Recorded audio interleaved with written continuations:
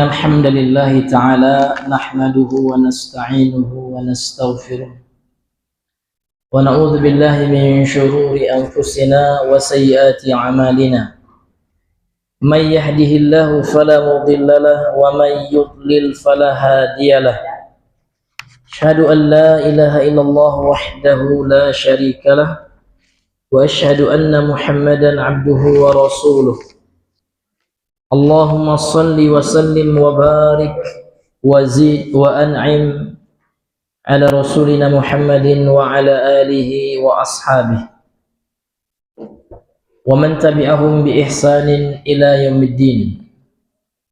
فقال الله تعالى في محكم التنزيل: يا أيها الذين آمنوا اتقوا الله حق تقاته ولا تموتن إلا وأنتم مسلمون. أما بعد فإن أصدق الحديث كتاب الله وخير الهدى هدى محمد صلى الله عليه وسلم وشر الأمور محدثاتها فإن كل محدثة بدعة وكل بدعة ضلالة وكل ضلالة في النار. نسأل الله السلامة والعافية. معاشر المسلمين ikhwani wa akhwati fillah rahimani wa rahimakumullah. Bersyukur kita kembali kepada Allah Azza wa Jalla atas seluruh nikmat yang telah Allah kurniakan kepada kita bersama. Nikmat yang paling besar, nikmat keimanan Islam dan nikmat sunnah Nabi yang mulia sallallahu alaihi wasallam. Kemudian marilah kita kembali memperbanyak salawat kepada baginda yang mulia sallallahu alaihi wasallam. Allahumma salli ala Muhammad wa ala ali Muhammad. Ma'asyiral muslimin rahimani wa rahimakumullah, kita kembali melanjutkan pengajian kita membacakan serta menjelaskan kitab yang berjudul Syarh Lum'atil I'tiqad Al-Hadi ila Sabilir Rasyad, yaitu pembahasan tentang masalah akidah Ahlussunnah wal Jamaah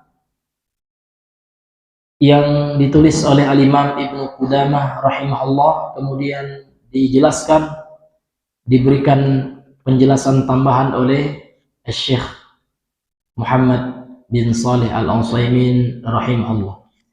Masyaallah muslimin, pada kesempatan kali ini atau pada pertemuan di pagi hari ini kita kembali melanjutkan yang sebelumnya kita telah membahas tentang akidah Ahlus Sunnah wal Jamaah tentang ru'yatul mu'minina di rabbihim yaumal qiyamah.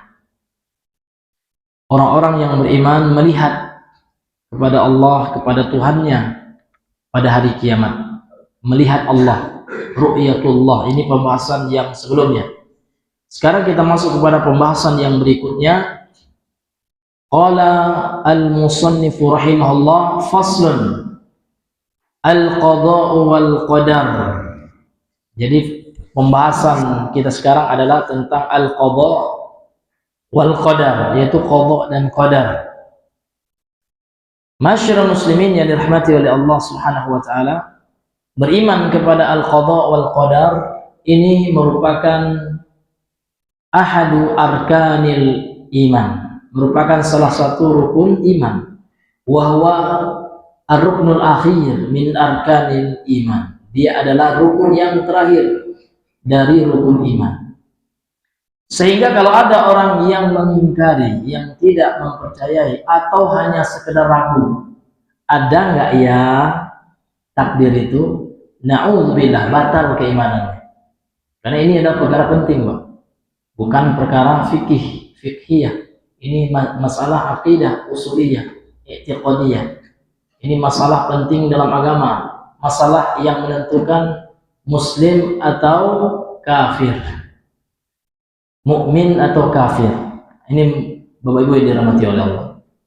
Maka mesti kita tahu bagaimana keyakinan kita terhadap masalah qada dan qadar atau masalah takdir, sehingga kita tidak salah dan tidak keliru keyakinan kita dalam memahami tentang masalah takdir. Maka di sini akan dijelaskan oleh penulis secara mujmal, secara global, secara umum, dasar fondasi dalam memahami masalah takdir. Masyarul muslimin rahimahullah, berkata Al-Imam Ibnu Qudamah rahimahullah, wa min sifatillahi ta'ala annahu al-fa'alu lima yurid. Atau kita baca ya bersambung, annahul fa'alu lima yurid. Beliau berkata di sini, dan di antara sifat-sifat Allah Ta'ala bahwasanya Allah itu adalah al-fa'al, maha melakukan, maha melaksanakan. Ya, jadi kalau Allah telah melaksanakan, tidak ada yang mampu untuk menahannya, menolaknya. Lima yuridu, ya, apa-apa yang Allah inginkan, segala yang Allah inginkan, itu maksudnya. Terhadap segala yang Allah inginkan. Jadi Allah itu diantara sifat Allah adalah al-fa'al lima yurid, sebagaimana dalam ya Al-Quran ya, fa'alun lima yurid kan gitu. Jadi Allah itu memiliki sifat ya maha melaksanakan, melakukan segala apa yang diinginkan oleh Allah. Kalau kita manusia, makhluk Allah, tidak ya, tidak semua yang kita inginkan kita bisa lakukan. Iya Pak, ya. Tapi kalau Allah enggak, maka Allah tidak ada yang membatasi keinginan Allah. La yakunu syai'un illa bi iradatihi. Tidak akan terjadi sesuatu kecuali dengan kehendak Allah. Jadi sesuatu yang terjadi ini adalah berdasarkan kehendak Allah. Namun kehendak Allah mengandung dua, Pak.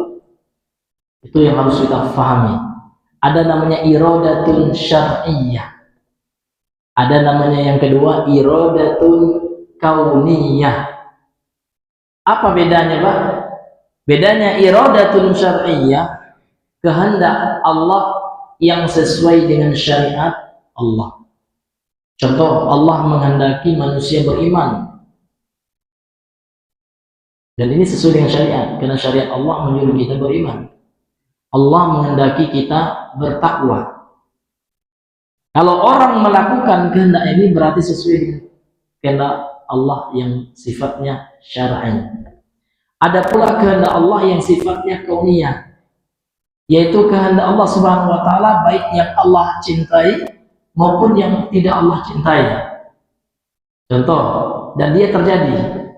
Kalau iradah syariah, ulama mengatakan qad taqa wala qad la taqa.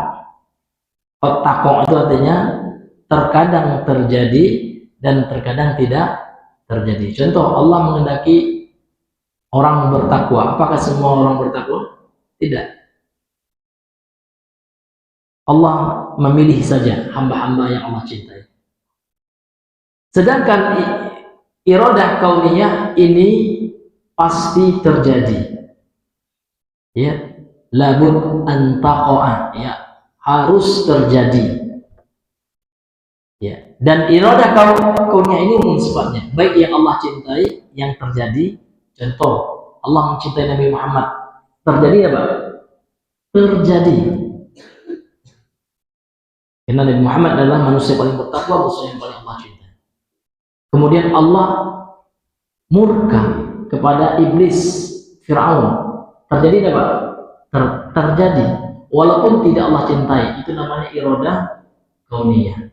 Jadi tidak ada yang terjadi di alam semesta ini, bahkan di jagat raya ini, melainkan semuanya di atas berdasarkan iradah, kehendak dari Allah. Namun kehendak Allah ini nanti ada dua, memang. Ada yang Allah cintai, ada pula yang Allah tidak sukai. Namun dia terjadi. Ini ma'asyiral muslimin yang dirahmati oleh Allah Subhanahu wa taala. Kemudian beliau berkata lagi, wala yakhruju syai'un an masyiatihi, dan tidak ada yang keluar sesuatu apapun. Di sini ada syai'un, ya, nakirah, memberikan makna umum, ya, karena di dalam konteks kalimat nafi, kalimat negatif. Tidak ada yang keluar sesuatu apapun dari kehendak Allah. Ya. Jadi semuanya itu, Pak, pasti di bawah kendali kehendak Allah. Namun ada yang Allah cintai nanti, ada yang Allah tidak cintai. Namun karena manusia menginginkan itu, ya, maka Allah Subhanahu wa taala memberikan gitu. Dan manusia punya kehendak. Ya, namun kehendak manusia ini sifatnya tidak la yastaqil, ya. Tidak terpisah. Artinya kehendak manusia itu tidak hanya semata-mata hanya manusia yang berkehendak. Karena kehendak manusia itu di bawah kehendak Allah Subhanahu wa taala. Wa ma tasyauna illa an yasha Allahu rabbul alamin. Lihat dalam ayat ini Allah menisbatkan, menyandarkan kehendak kepada manusia. Wa ma tasyauna, dan tidaklah mereka berkehendak illa kecuali an yasha Allah. Ya, kecuali di bawah kehendak Allah Subhanahu wa taala. Kemudian kata beliau, walaysa fil alami syai'un yakhruju an taqdirihi, dan tidak ada di alam semesta ini. Karena kalau kata-kata alam ini umum sifatnya, Pak. Karena alam ini artinya segala sesuatu selain Allah, itu alam. Alam itu artinya ulama menjelaskan kullu ma siwallah, segala selain Allah. Jadi tidak ada di alam semesta ini, ya, syai'un yakhruju an taqdirihi, sesuatu yang keluar dari takdir Allah. Wala yasduru illa an tadbirihi, dan tidak ada yang muncul gitu, ya, di alam semesta ini kecuali dari aturan Allah, dari tadbir, dari pengelolaan, ya, dari manajemen Allah. Jadi di alam semesta ini, Pak, semuanya Allah telah tahu. Ini menunjukkan kebesaran Allah. Tak ada yang tidak Allah tahu, dan tak ada yang tak ditulis oleh Al-Qalam. Ya, karena di dalam hadis sahih Rasulullah bersabda, "Awwalu ma khalaqallahu al-qalam." Yang pertama kali Allah ciptakan itu apa, Bang? Al-Qalam. Terjemahannya pena. Jadi ketika Allah telah mengetahui segala sesuatu, maka Allah mengatakan kepada pena itu, tuliskanlah, kan, segala sesuatu yang Allah ketahui itu tertulis di Lauhul Mahfuz. Sudah. Namun pertanyaannya, namun kenyataannya Allah mengetahui, namun kita yang tidak tahu, ya gitu, Pak. Ya, jadi takdir itu diimani, Pak. Diimani. Jangan terlalu dikhayalkan, ini nggak boleh, ya, karena banyak tersesat kaum muslimin karena kurang apa banyak melogikakan takdir. Takdir itu bukan untuk dilogikakan, ya, namun untuk diyakini. Al-Qadariyah, Jabariyah, sesatnya kedua sekte ini karena banyak melogikakan. Ini, Pak. Karena sifatnya takdir itu diapain, Pak? Diimani, bukan dirasionalkan, gitu, ya. Karena kalau kita rasionalkan, Pak, nggak mencapai otak kita. Dia tetap masuk akal dia. Namun terkadang akal kita yang nggak sampai. Makanya pendekatannya adalah dengan pendekatan keimanan. Karena dalam prinsip akidah Ahlussunnah itu, Pak, setiap perbuatan Allah itu ada hikmahnya. Namun ada hikmah yang kita belum tahu di dunia ini. Ada rahasianya, pasti ada. Kenapa Allah gini? Pasti ada. Itu dalam keyakinan Ahlussunnah. Karena Allah itu hakim. Hakim itu artinya apa, Pak? Maha bijaksana. Bijaksana itu artinya apa? Allah itu melakukan sesuatu itu ada alasannya, kan? Namun terkadang ada yang kita ketahui yang Allah sebutkan dalam Al-Quran dan disebut oleh Rasulullah dalam Sunnah, ada pula yang tidak Allah sebutkan kepada kita. Seperti itu. Beda dengan Asy'ariyah.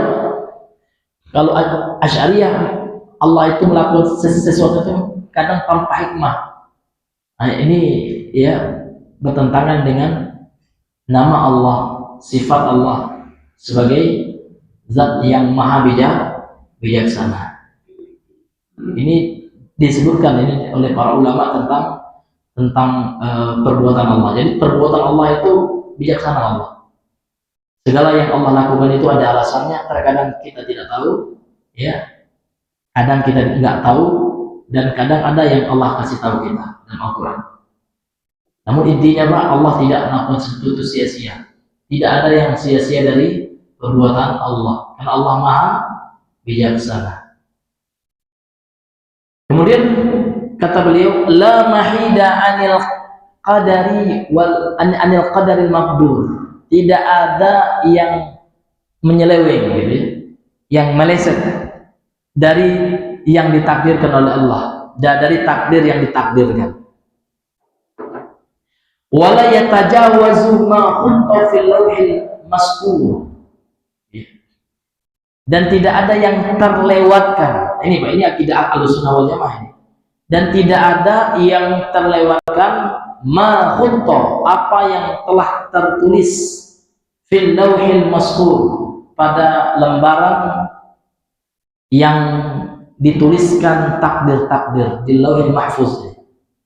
Ya, mastur itu yang tertulis artinya, yang tersatar ya. Jadi nggak ada yang terlewatkan, nggak ada yang terlupakan, karena Allah itu Maha mengetahui, luar biasa ilmu Allah. Ilmu Allah itu tidak ada batasannya Pak. Allah mengetahui yang telah terjadi, yang akan terjadi. Bahkan Allah tahu sesuatu yang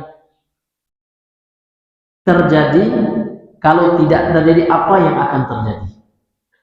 Kalau sesuatu itu terjadi, ya kan? Kalau enggak terjadi, yang terjadi itu apa yang akan terjadi, Allah tahu. Jadi ilmu Allah itu memang luar biasa, tidak dibatasi apapun, karena Allah lah yang menciptakan alam semesta. Itu Allah lebih tahu. Ini luar biasanya Allah, subhanallah, luar biasa ilmunya Allah. Ya. Kemudian arada mal alam fa'iluhu, ya. Ma di sini ma isim mausul, ya. Ya. Dan Allah Subhanahu wa taala berkehendak apa yang akan mal alamu fa'iluhu, apa yang akan dilakukan oleh alam ini. Contoh alam ini, manusia ini termasuk alam. Jadi kehendak Allah tidak bisa dibatasi oleh alam ini. Ini hadirin yang dimuliakan oleh Allah. Di apa yang dilakukan oleh alam ini, Pak, ini tidak lepas dari kehendak Allah. Walau asamahum lama khalafuhu. Kalau Allah Subhanahu wa taala menjaga mereka, contohnya manusia, ya Allah beri mereka keimanan, Allah jaga mereka dari kesesatan, ma khalafuhu, maka mereka tidak akan menyelisih Allah, menentang Allah SWT. Namun ya, itu sudah hikmah dari Allah Subhanahu wa taala. Dan Allah mampu, kalau Allah ingin menjadikan semua manusia ini beriman, Allah mampu. Banyak sekali dalil-dalil dari Al-Quran. Kalau seandainya Allah menghendaki manusia ini semuanya beriman, mampu nggak Allah, Pak? Mampu. Akan tetapi Allah Subhanahu wa taala berkehendak, la amla'anna jahannama minal jinnati wan nasi ajma'in. Ya. Karena Allah ingin menjadikan neraka jahanam itu dari jin dan manusia. Ini hadirin yang dimuliakan oleh Allah Subhanahu wa taala. Walau syaa an yuti'uhu jami'an la ata'uhu. Kalau seandainya Allah berkehendak seluruh makhluk mentaati Allah semuanya, la ata'uhu, maka Allah mampu menjadikan mereka mentaati Allah. Ya. Walau syi'na la'ataina kulla nafsin hudaha. Ya. Kalau seandainya kami ingin, kata Allah, kalau aku mau, kata Allah, ya, akan aku berikan hidayah setiap manusia, gampang saja. Namun Allah punya kehendak lain. Allah punya hikmah, Allah punya tujuan. Dan Allah ingin menguji hamba-hamba Allah. Pada Allah lah tahu lah itu si A ini akan beriman, lah tahu Allah, dan Allah maha mengetahui. Tapi Allah, disitulah letaknya hikmah dari Allah, rahasia dari Allah.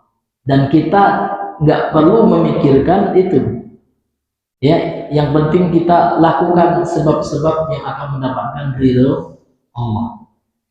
Karena Allah itu tidak ditanya, Pak, terhadap apa yang Allah lakukan. Yang ditanya siapa, Pak? Kita. Dan tidak perlu kita kenapa kalau seandainya itu orang awas, ya kan, seperti yang telah saya beri garis besar, Pak. Akidah itu untuk diimani, tidak untuk difilsafatkan. Kalau orang akidah filsafat bahaya, Pak, yang di UIN itu, ya. Mereka akan bertanya, kenapa Allah kalau seperti itu? Ini ditanya, Allah itu tidak ditanya. Siapa kita nanya Allah? Kita ini makhluk, ya kan? Kita cukup mengimani apa yang Allah sampaikan saja. Ya. Allah itu tidak ditanya terhadap perbuatannya. Wahum yas'alun, wahum yus'alun. Mereka lah yang ditanya. Ini na'udzubillah min dzalik. Karena kalau sudah pakai filsafat, ya, maka dalam Islam itu nggak ada yang namanya filsafat. Filsafat itu, Pak, jauh sebelum Nabi lahir udah ada. Aristoteles, ya, Socrates, ya, ahli filsafat yang lainnya itu hidup di tahun SM. Apa itu SM, Pak? Tahun Masehi. Nabi Muhammad itu sudah di tahun Masehi, ya. Tahun berapa? Bisa dilihat di Google, ya. Tahun Masehi Nabi lahir. Sudah ada filsafat. Namun tidak pernah digubris, dilirik oleh Nabi. Di zaman Nabi dilarang itu, ngapain filsafat itu? Itu orang-orang yang apa namanya itu, orang-orang yang bingung, ya, yang tidak punya bimbingan wahyu, mengimani tentang ketuhanan dengan akal saja. Padahal akal ini, Pak, ya, ada batasannya. Akal ini organ tubuh juga, ya, Pak, iya.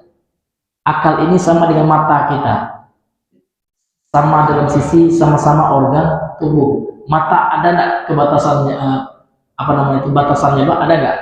Ada. Mata orang beda-beda. Ada orang yang rabun, ya. Ada orang yang kekuatan melihatnya bagus. Ada pula yang tidak. Kalau sudah tua saja mulailah redup. Hebat, ya. Jadi organ tubuh kita ini ada batasannya. Begitu juga akal manusia, otak manusia. Karena akalnya kan dipengaruhi oleh kesehatan otak. Kalau otaknya sehat, banyak nutrisinya, gitu, ya, omega plus minumnya, itu kan jauh lebih bagus daripada otak orang yang apa namanya, Pak, yang makanan kurang bergizi, gitu, ya. Ya, dan seterusnya. Artinya, Pak, akal ini ada batasannya. Sementara wahyu, ya, ini murni kebenarannya dari Allah Subhanahu wa taala. Maka hati-hati, Pak, ya, dengan akidah filsafat. Ini luar biasa filsafat. Bahkan ada orang filsafat itu, Pak, tulis buku judulnya gini, ya, 141 kesalahan Tuhan. Iya, na'udzubillah. Iya, Tuhan ini seharusnya nggak seperti itu, harusnya gini, katanya. Iya, Tuhan itu kesimpulannya, dan hal ini Tuhan tidak adil. Kenapa orang itu dilahirkan cacat? Mau dikritiknya Tuhan, ya, Tuhan saja dikritiknya, Pak, ya. Ini hadirin yang dimuliakan oleh Allah, ini luar biasa. Makanya akidah ini untuk diimani, Pak. Logika itu nomor 2 kalau dalam prinsip Ahlussunnah. Nomor 1 sami'na wa ata'na, dengar dan taat, tunduk patuh terhadap wahyu, itu akidah Ahlussunnah wal Jamaah. Kemudian baru nomor 2, akal berusaha untuk membenarkan wahyu, bukan akal mendebat wahyu. Filsafat sesatnya di situ, karena akalnya akan mengkoreksi wahyu. Ahlussunnah wal Jamaah tidak. Wahyu mengkoreksi akal. Makanya istilah orang-orang filsafat itu, masuk akal nggak sih, kan gitu. Semua mau diakalkan, Pak. Iya. Untuk mau diakalkan, kentut dia. Kok nggak lubang muridnya yang dibasuh, ya? Kenapa kok harus wajah? Nah, coba akalkan ini. Nggak semua, Pak. akal kita sampai. Memang itu masuk akal juga sebenarnya. Terkadang akal kita belum sampai, belum Allah tunjukkan hikmahnya. Ini hadirin yang dimuliakan oleh Allah Subhanahu wa taala. Maka dalam masalah takdir ini Pak, butuh keimanan di sini, ya. Kemudian beliau berkata, khalaqal khalqa wa af'alahum. Allah telah menciptakan makhluk dan perbuatan-perbuatan mereka. Jadi Allah menciptakan makhluk dan perbuatan mereka. Ini akidah Ahlussunnah wal Jamaah. Beda nanti dengan Qadariyah. Karena Qadariyah mengatakan Allah tidak mampu menciptakan perbuatan makhluk, makhluk menciptakan perbuatannya sendiri. Sehingga ulama mengatakan Qadariyah itu adalah majusul hadhil ummah, majusinya umat ini. Karena majusi itu pada akidah mereka, yakin orang majusi itu ada dua Tuhan mereka.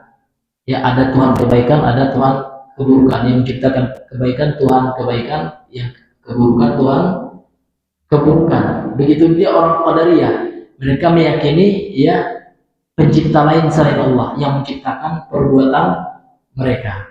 Kalau Ahlussunnah wal Jamaah tidak, perbuatan kita ini yang telah menciptakannya seluruh Allah Subhanahu wa taala. Kita dan perbuatan kita itu Allah yang menciptakan. Nanti akan kita pelajari tentang ya 4 tingkatan takdir. Ini penting Pak. Tapi nanti pembahasannya dalam syarah ya. Nanti dimulai dengan ilmu Allah. Ya, kemudian yang kedua al-kitabah. Setelah Allah mengetahui segala sesuatu yang akan terjadi di azali. Di zaman azali itu artinya di zaman belum ada ciptaan Allah. Cuma Allah satu-satunya. Sebagai zat tunggal. Sebelum Allah menciptakan segala sesuatu itu, Allah telah mengetahui. Ya, ilmu Allah itu sudah tidak terbatas oleh apapun, sudah luar biasa, maha alim Allah.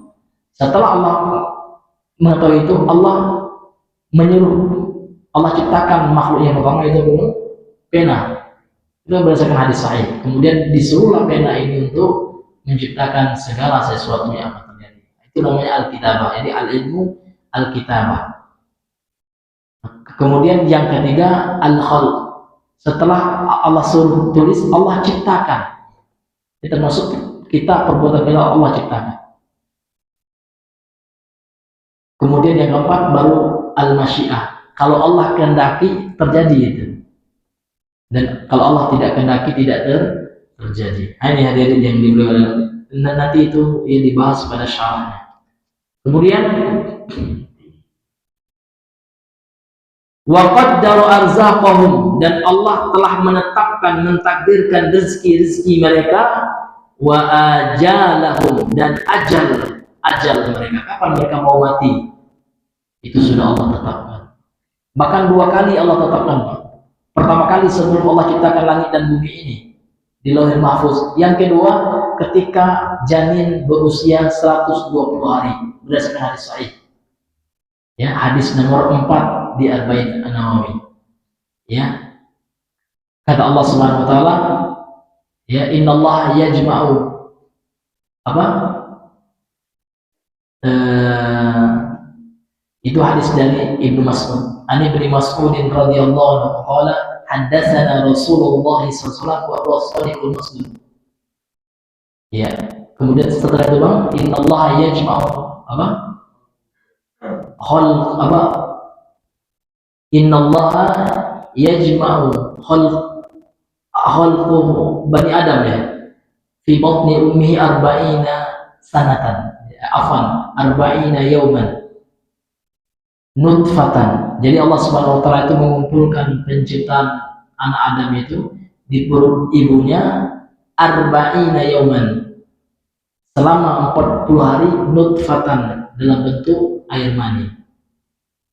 Jadi dalam bentuk air mani itu ada 40 hari. Tsumma yakunu 'alaqatan mithla dzalik. Kemudian menjadi segumpal darah. Waktunya sama 40 hari juga.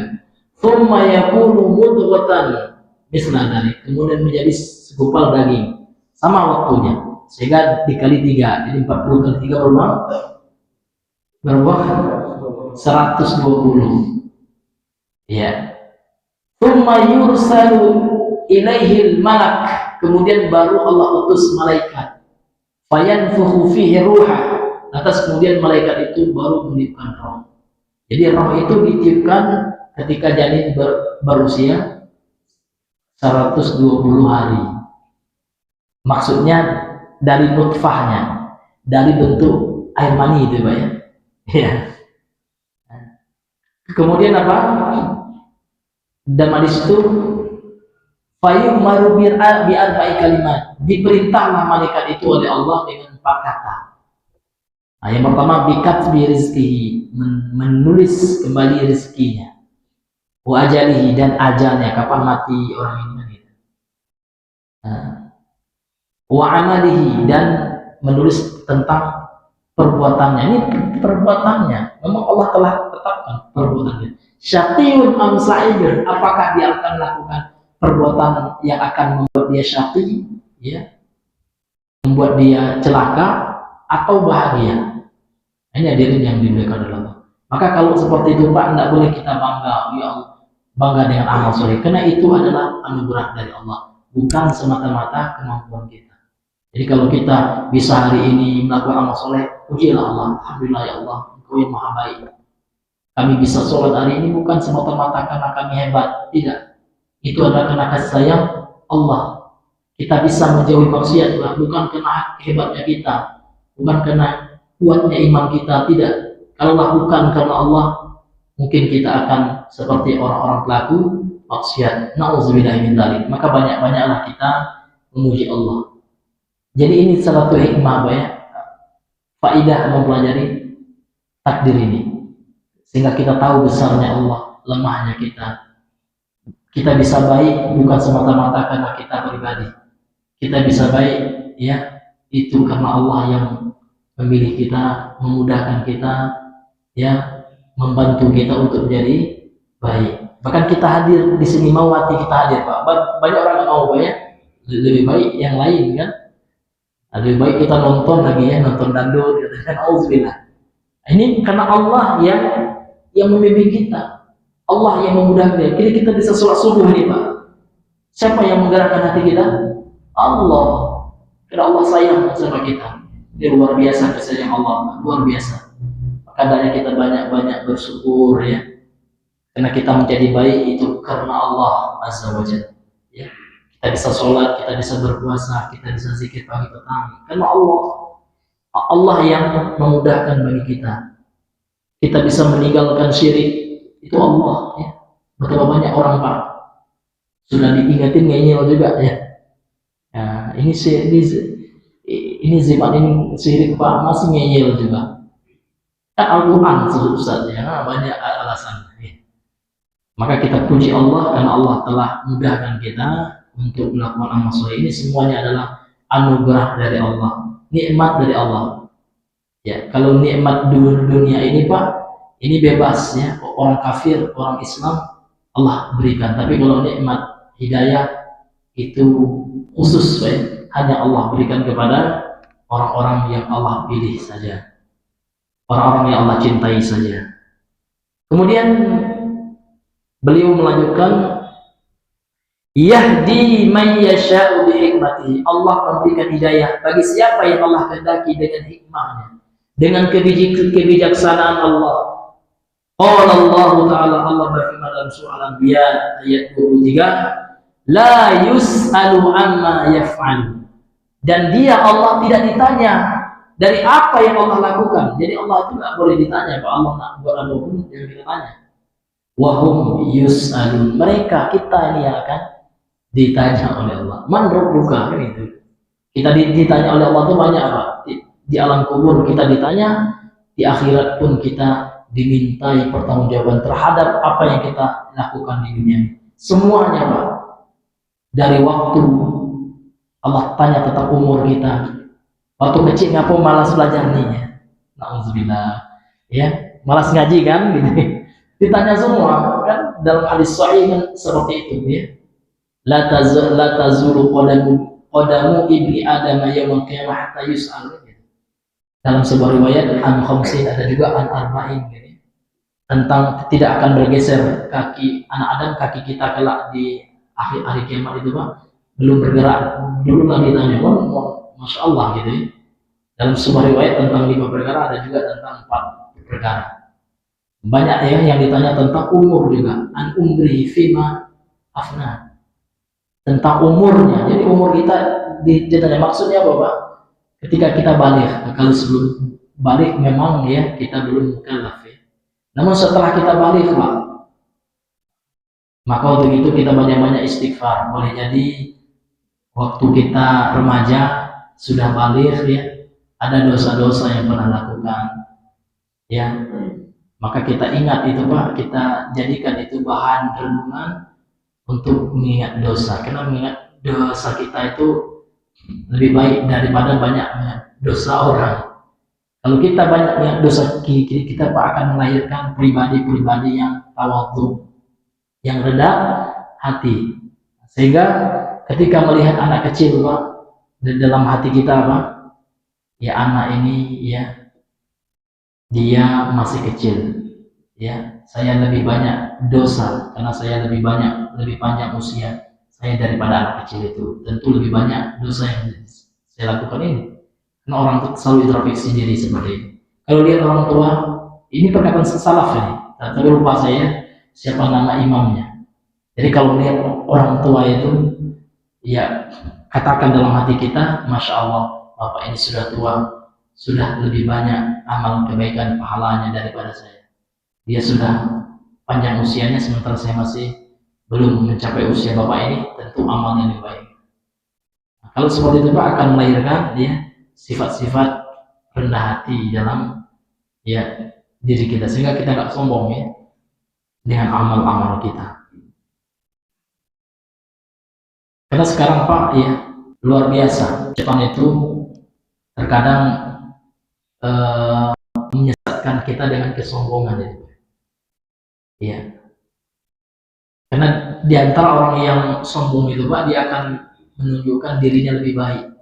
Ya. Contoh dalam ilmu Pak.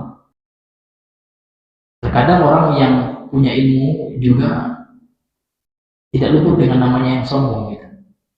Ini bentuk yang sombong itu Pak ya, kalau kita nanya misalkan, atau seseorang melihat, kita melihat orang kan lagi belajar apa? Belajar ilmu dasar misalkan. Orang itu belajar tuhfatul atfal lah gitu. Damatina tuhfatul atfal ya. Saya udah beli khotam udah. Dia kan udah paham saya. Itu sombong gitu ya. Boleh seperti itu ya.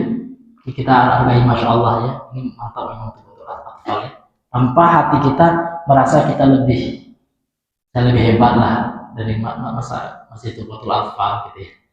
Atau orang belajar jurumiyah ya, jurumiyah ini baik gitu ya, gampang lah itu. Nah, itu kalau kita ada dalam hati kita menganggap kita lebih ya, itu akan mengarah kepada sombong Pak ya. Karena sombong ini memang terkadang sama-sama dia Pak ya, sama-sama gitu ya. Ya, namun tidak terasa ya, ternyata masuk penyakit itu ke dalam hati kita. Maka kita hilangkan Pak ya, penyakit itu dengan cara apa? Dengan cara bersyukur kepada Allah. Ini pentingnya belajar akidahnya, aplikasinya penting. Mungkin kalau ngomonginnya gampang Pak ya, mungkin ketika praktek. Kalau orang yang nggak sombong itu Pak, memang dia udah paham itu, memang dia udah belajar itu gitu. Namun di dalam hatinya ya Allah, alhamdulillah ya Allah, dia langsung memuji Allah. Ya, alhamdulillah ya Allah, engkau mudahkan untuk mempelajari suatu hafal ini. Paham saya, alhamdulillah ya Allah.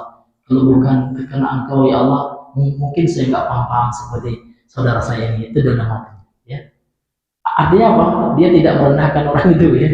Dia memuji Allah karena Allah telah berikan pemahaman. Ya. Namun sebagai orang Pak, salah dia dalam hal itu. Memang dia sudah paham, namun lupa terkadang memuji Allah. Lupa kalau ilmunya itu Allah yang ngasih.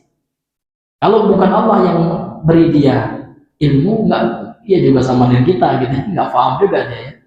Maka nggak usah disombongkan di hadapan manusia gitu ya. Nah, ini ajarin yang diberikan oleh Allah. Maka inilah ya di antara buah dari mempelajari akidah ya.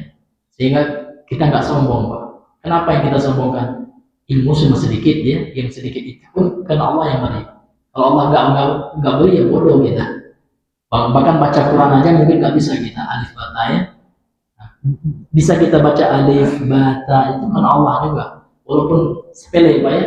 Kalau Allah bukan karena Allah nggak bisa kita baca itu. Karena Allah yang membuat hati kita mau belajar. Ini luar biasa ya. Kemudian hadirin yang dimuliakan oleh Allah, beliau kemudian membawakan firman Allah dalam surah Al-Qamar ayat 49.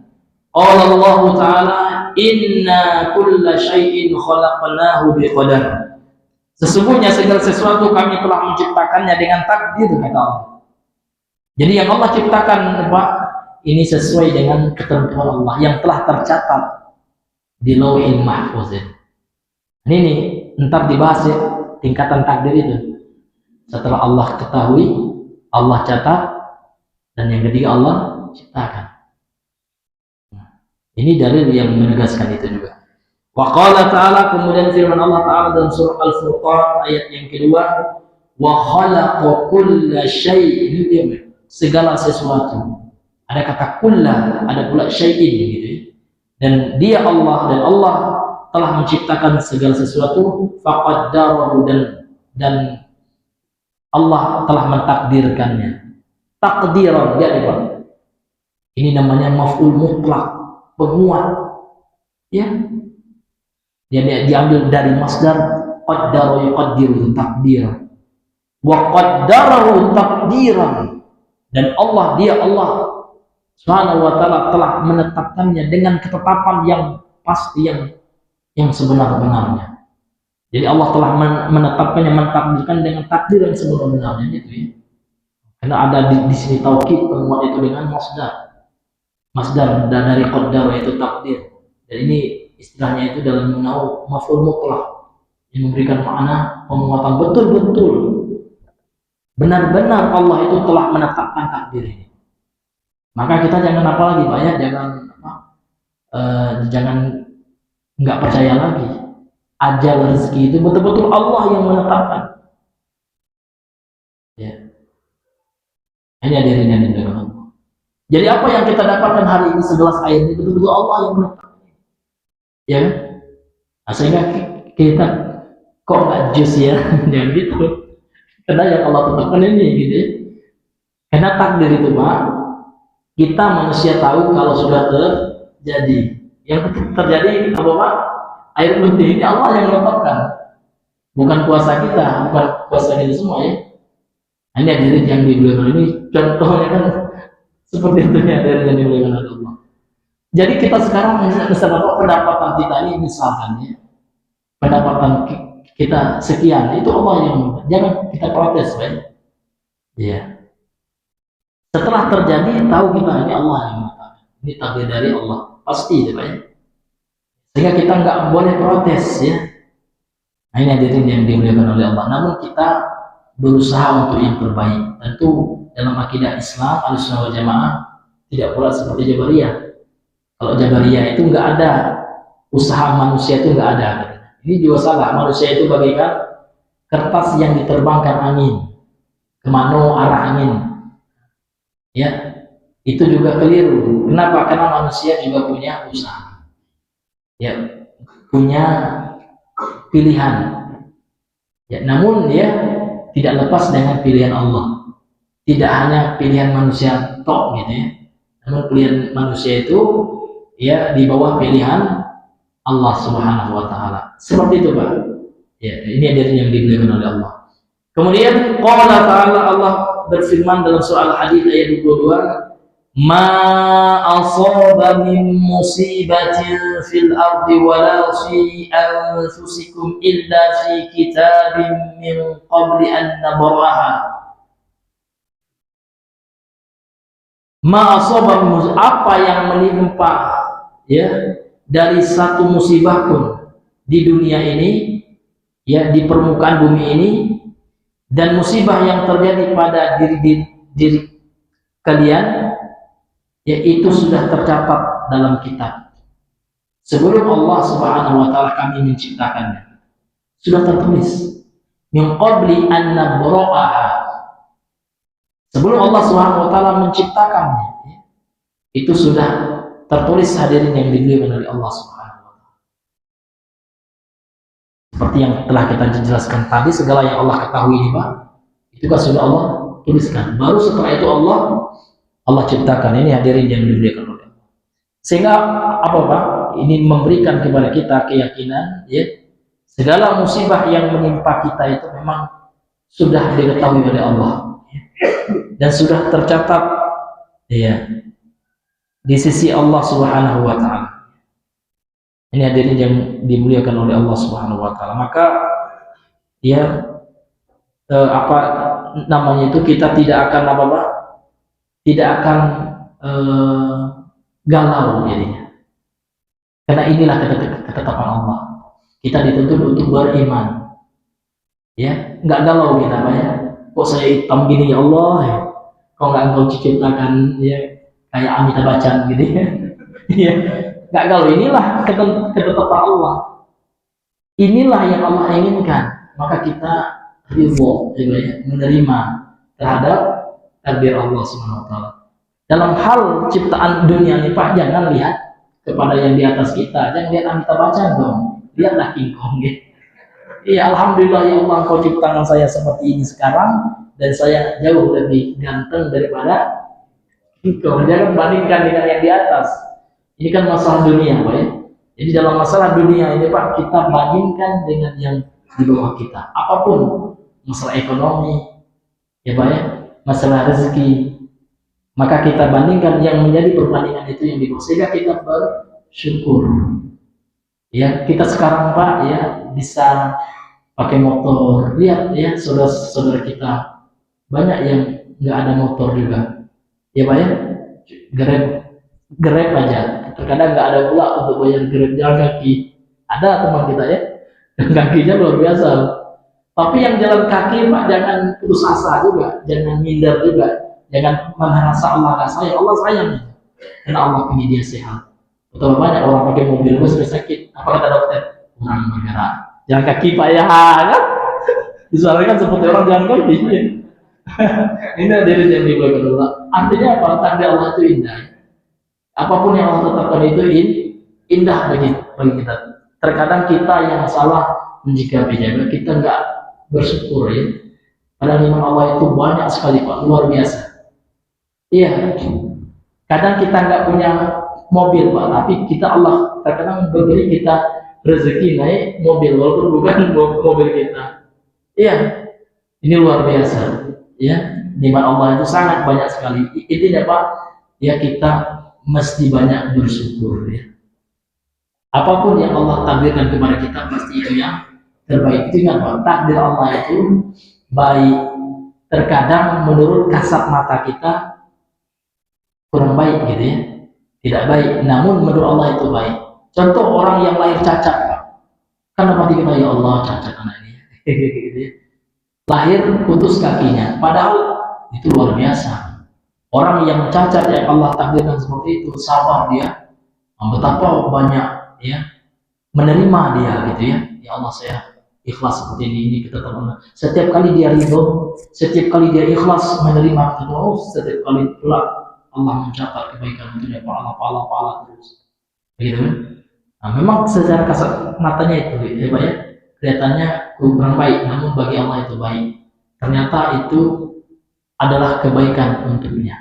Ini luar biasa, Pak, ya, takdir Allah. Kemudian qala ta'ala, Allah Subhanahu wa taala berfirman, "Faman yuridillahu an yahdiyahu yashrah sadrahu lil Islam." Barang siapa yang Allah inginkan hidayahnya, Allah akan lapangkan dadanya untuk menerima Islam. Wa man yurida an yudillahu yaj'al sadrahu dayyqan haraja. Dan barang siapa yang Allah inginkan kesesatannya, maka Allah jadikan dia hatinya itu sempit, kemudian banyak harusnya, ya, sulit, ya, sempit, kemudian sulit menerima kebenaran.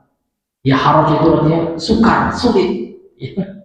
Itu Ya, jadi orang yang Allah inginkan hidayahnya Pak, dia akan menerima Islam ini. Subhanallah. Ya, Allah berikan dia nikmat Islam.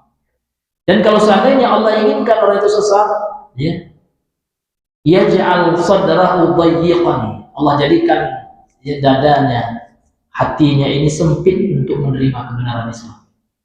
Sukar sekali, haraj, sukar sekali, sempit dan sukar untuk ya menerima Islam. Maka kita bersyukur hari ini Pak ya, Allah Subhanahu wa taala ya memberikan kepada kita nikmat Islam. Ini nikmat yang sangat luar biasa. Ya Islam ini Pak ya. Islam ini melebihi nikmat harta, melebihi nikmat emas, nikmat kendaraan. Nah, kalau datang orang misionaris Pak, mau masuk Kristen gak Pak? Saya kasih Pajero. Mau gak Pak? Ya. Bilang sama orang Kristen itu ya, ya seandainya 1000 Pajero engkau berikan kepada saya ya, ya itu ya tidak akan saya terima apapun gitu ya. Bahkan kalau kamu ngotot saya bakar aja gitu ya. Nah itu Pak orang yang kuat keimanan jadi. Karena Islam ini melebihi apapun, ya. Melebihi dunia dan seisinya Islam. Ini nikmat yang lebih besar. Kenapa kita masih ya, kurang bersyukur kepada Allah? Allah telah beri kita nikmat Islam, ini nikmat yang tiada tara. Ya Pak ya? Allah beri kita nikmat iman, Allah beri kita nikmat sunnah, Allah beri kita nikmat bisa sholat, bisa berpuasa. Tapi masih banyak juga orang yang kurang bersyukur. Ya kan? Nikmat Islam ini sudah tidak ada lagi. Dunia dan sisinya tidak mengalahkan. Walaupun itu kerajaan kita dikasih rumah mewah atau pulau Pak ya. Kita dikasih pulau, di pulau itu sudah lengkap dengan istananya, lengkap dengan apanya segala isinya. Satu pulau sebesar Pulau Sumatera, ini contoh ya. Nah, namun syaratnya kata orang itu, ya saya ingin engkau mengganti Islam, lepaskan nikmat Islam. Mana yang kita pilih Bang? Ya tentu Islam. Berarti Islam ini nikmat Allah yang paling besar yang bisa kita syukuri. Sehingga apa? Jangan lagi kita berkeluh kesah, kurang ekonomi dikit berkeluh kesah. Kenapa? Karena sudah ada nikmat yang besar yang sudah Allah berikan, yaitu nikmat Islam. Ini luar biasa nikmat Islam. Kemudian beliau membawakan dalil dari hadis. Jadi dari ayat-ayat Al-Quran sudah tadi itu dalam surah Al-An'am ayat 125. Sekarang beliau bawakan dalil dari hadis. Wa rawa Umar anna Jibril alaihi salam qala lin Nabi sallallahu alaihi wasallam mal iman. Ya, Umar bin Khattab ini dalam hadis yang terkenal Pak ya, hadis Jibril namanya. Hadis nomor 2 dalam Arba'in An-Nawawiyah. Umar bin Khattab ya meriwayatkan hadis sahih. Sesungguhnya Jibril berkata kepada Nabi sallallahu alaihi wasallam. Jadi Jibril berkata, ya Muhammad akhbirni anil iman, itu. Apa itu iman? Sebenarnya Jibril ngetes, ya. Jibril udah tahu ya. Namun memberi pertanyaan dalam rangka untuk mengajarkan sahabat ketika itu ya. Nah, dijawab oleh Nabi Muhammad SAW, qala antu'mina billahi, iman itu adalah engkau beriman kepada Allah. Beliau dijelaskan 6 rukun iman. Wa malaikatihi, dan engkau beriman kepada malaikatnya, wa kutubihi, kepada kitab-kitab Allah, wa rusulihi, kepada para rasul Allah, wal yaumil akhir, engkau beriman kepada hari akhir, wal qadari khairihi wa syarrihi, dan beriman kepada takdir Allah yang baik dan yang buruk. Yang buruk di sini Pak menurut kasat mata manusia, tapi pada hakikatnya perbuatan Allah itu semuanya baik. Ini penjelasannya. Jadi yang dimaksud dengan takdir buruk di sini menurut kasat mata manusia, dalam kacamata manusia, dalam perspektif manusia. Namun kalau disandarkan kepada Allah, ini nggak ada yang buruk, karena berdasarkan hadis sahih Rasulullah bersabda, asyarru laisa ilaihi, keburukan tidak boleh disandarkan kepada Allah. Yang buruk itu maksudnya buruk menurut manusia. Contoh ada orang apa namanya itu kafir, baik itu buruk tuh Pak, buruk ya. Namun ya bagi Allah Subhanahu wa taala Ya, itu adalah keadilan Allah. Karena dia sendiri yang memilih kekufuran, karena perangainya, karena kejahatannya. Maka karena hikmah dari Allah, keadilan dari Allah Azza wa Jalla, maka dia menjadi kafir. Orang kafir dimasukkan oleh Allah ke dalam neraka. Ya.